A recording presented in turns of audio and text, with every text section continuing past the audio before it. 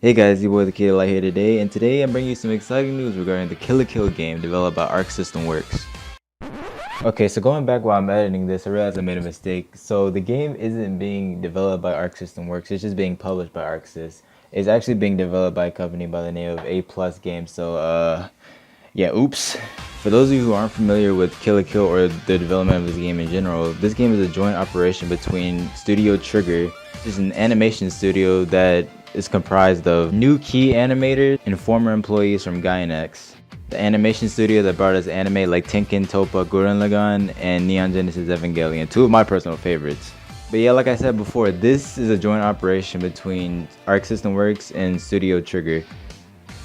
Kill la Kill is the first of many new anime actually coming out by Studio Trigger.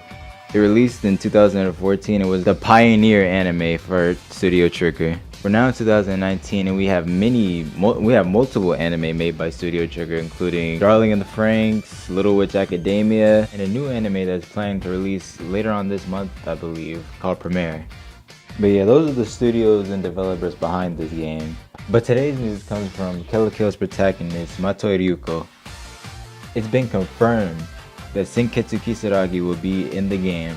Now we don't know to what extent Senketsu Kisaragi will be playable as. We don't know if it's just going to be as a cutscene in the game or if she'll actually be playable. The way I can see this happening is since the game is supposed to be centered mostly around Satsuki, I can see there being another route to the story mode which allows you to play as Ryuko as the main character, because in the main game it's supposed to be just Satsuki's perspective of what's going on and everything, a different take. That's why it's called Kill la Kill If. It's like a what if story essentially. But yeah, through this I can see Satsuki's side of the game being a Route A, and after you complete Route A, you would be able to play as Ryuko's story, which would be the side B, or Route B in the game. Conversely, since Satsuki's story is supposed to be more, what if driven, and a spin on the main story of the game, and a spin-off of what originally happened in the anime, I can see Ryuko's side of the story being, more traditional basis, like actually like going through what happened in the story, not changing anything at all, just sticking like strictly to the script. And at the end of the game, of course, or at the end of Ryuko's side of the story, you can see her fight Ryagyo and see her transform into Senketsu Kisaragi.